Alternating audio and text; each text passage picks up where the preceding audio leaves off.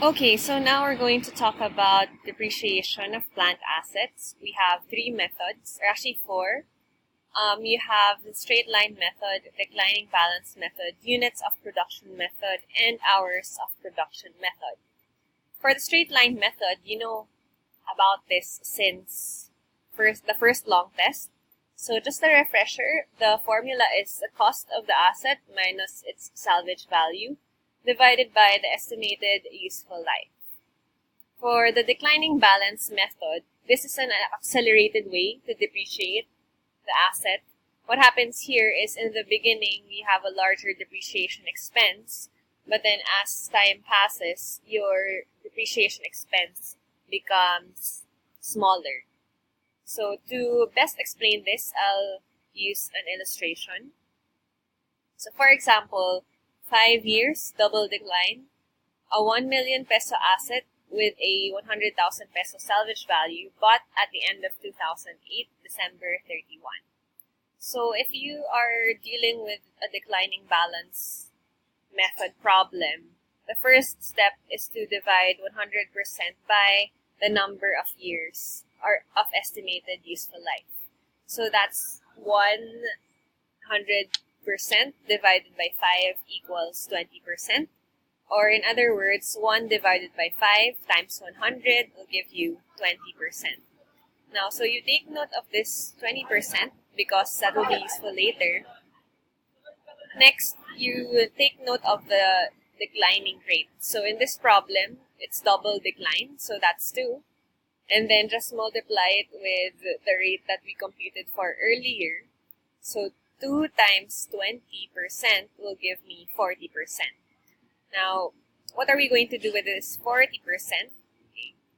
Remember that in the given problem, the asset is estimated to be useful for 5 years, and it was bought at the end of December 2008. So if we're going to count 5 years, that's 2009, 2010, 2011, 2012, and 2013. So in 2008, you don't have any accumulated depreciation yet because you bought it at the end. Okay. So that's 1 million. And then I'll just carry over that to the next period since plant assets are permanent accounts. So after that, we have depreciation rate. Depreciation rate will remain constant over the years. What will vary would be the peso value of the depreciation expense. So for 2009, 1 million times 40% will give me a depreciation expense of 400,000 pesos. If you're going to interpret this in a different light, you can say that because the asset or the equipment has been used during 2009, it experienced wear and tear, and that wear and tear amounted to 400,000 pesos. So we increase depreciation expense, we also increase accumulated depreciation. And what happens here, the book value of the asset or the cost of the fixed asset minus accumulated depreciation, that's 1 million minus 400,000 will give me 600,000 pesos. Now for the next year, the book value becomes 600,000 pesos. Again, I multiply it with the depreciation rate. That will give me a depreciation expense of 240,000. No, so remember that depreciation expense is a temporary account, so it becomes 0 at every end of the accounting period. And however, accumulated depreciation is a permanent account, so the value from the previous year will be carried over to this year and so on and so forth. So in this case, 400,000 plus 240,000 will give me 640,000. At this point, okay, when we subtract the actual cost of the asset, 1 million minus 640, the book value is 360,000.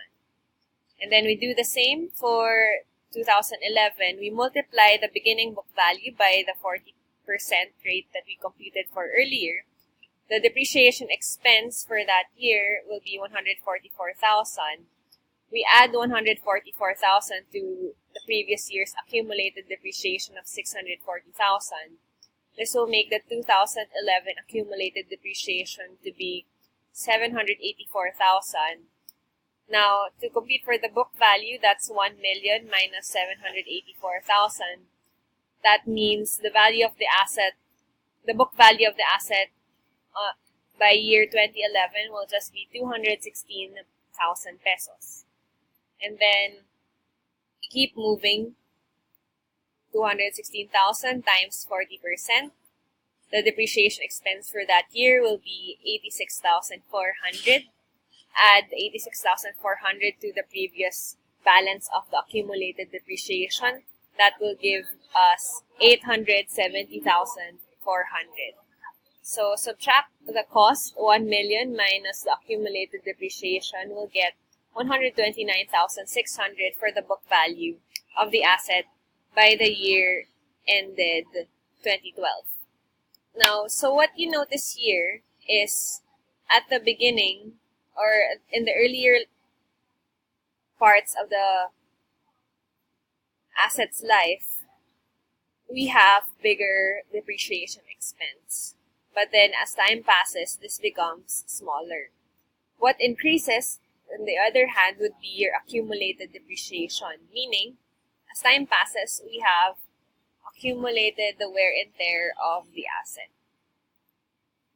Now, for the other type of depreciation method would be units of production. So, some companies, they estimate the wear and tear of an asset depending on the number of units that that asset could produce. So, for example, here, the first step is to compute for the depreciation per unit. The cost of the asset minus the salvage value. This time, the denominator would be the estimated maximum amount of units that this asset could produce. So, for example, if the asset can only produce, let's say, a maximum of 10 million units in its lifetime, that's what we write here. And then for the second step, to get the depreciation expense, we multiply the depreciation per unit by the actual units produced during the period. So, for example, this period, we only produced 1,000 units. So, after computing for the depreciation per unit, we multiply 1,000 units. And that will be the depreciation expense reported in the income statement. Some companies would choose to use number of hours to estimate the wear and tear of their asset. So, what happens here is depreciation per hour could be computed by the total cost of the asset minus the salvage value divided by the maximum number of hours that the asset could live. So, for example, the company estimates that the asset could only be used for a maximum of 10,000 hours. And after that, the asset won't be useful anymore. That's the denominator that we're going to put here. Now, for the second step, to get the depreciation expense, after computing for the depreciation per hour, we multiply the number of hours that was actually consumed during the period. So, for example, during the period, it was only used for 100 hours. So, depreciation per hour times 100 hours. So, just to clarify, the total hours here in the first step pertains to the maximum number of hours that that asset could still be useful. So, that's like the life of the asset in hours. As compared to this second portion, this pertains to the actual usage of the asset within the period. Now we move on to disposal of plant assets. So it's possible that after you've acquired and used your assets, you want to sell them or you want to just get rid of them. So these are the steps. Okay, I'll illustrate this through the examples I'll provide in the next slides. First, if you want to discard of a fully depreciated asset, meaning it has been totally consumed already, then this would be the journal entry. We simply get rid of the accumulated depreciation. So we go against the normal balance, we debit accumulated depreciation, and then we credit machinery. So in this case, the machine costs 90,000 and then the accumulated depreciation is 90,000. At this point, the book value of the asset is already 0. If this is the case, it means that that asset can't be used anymore for your business, so you have to get rid of it, and this would be the journal entry for that.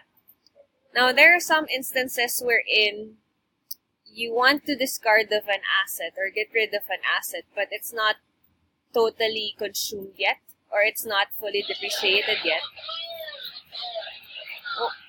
What happens here is like this. So let's say an asset worth 90,000 needs to be depreciated by 5,000 to be up to date and has an accumulated depreciation of 65,000. The first step would be to update the depreciation expense first. So since this needs to be depreciated by 5,000 pesos, we record the depreciation for that asset. So depreciation expense, credit accumulated depreciation machinery, 5,000 pesos. And then next, we discard the asset. So first, we take note of the cost. So if we're gonna get rid of an asset worth 90,000, that would be a credit to that asset, 90,000. And then we debit the accumulated depreciation of that machinery. Now take note, the accumulated depreciation that we are going to debit here would be the updated accumulated depreciation already.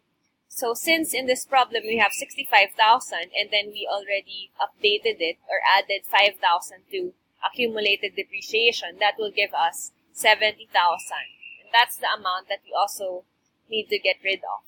You will notice that the debit and the credit will be unequal at this point, and there will be a debit value that we need to add or to put in our journal entry. This 20,000 would pertain to the loss on the disposal of equipment. Loss on disposal of equipment is an income statement account, and it decreases the value of your revenues. What happens here is your actual machine is 90,000, okay?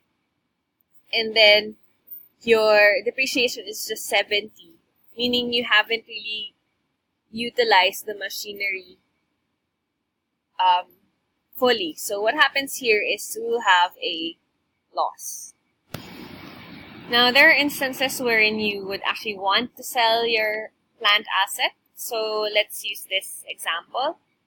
So an asset worth 90,000 needs to be depreciated by 5,000 pesos to be up to date and has an accumulated depreciation of 65,000.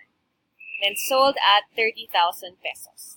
So for the first step, that's similar with the previous slide. We just update our depreciation expense. And then for the second journal entry, we take note of the sale. So there are several parts in this journal entry. This first part here would pertain to the machinery that we are getting rid of. And this part here would pertain to the accumulated depreciation attached to that machinery. And take note that this is already the updated one. And then we consider the cash that we receive from the sale. If you notice at this point, we have 100,000 here and also just 90,000 on your credit side. So since we need to add another account name, this would pertain to the gain on sale of machinery. So gain on sale of machinery is an increase in your revenues. And this means that despite getting rid of the plant asset, we still gain a certain value. And then for the second slide, the only thing that is different here is the selling price of the asset. So in this situation, you still do the same things, update the depreciation, and then take note of the sale of the asset.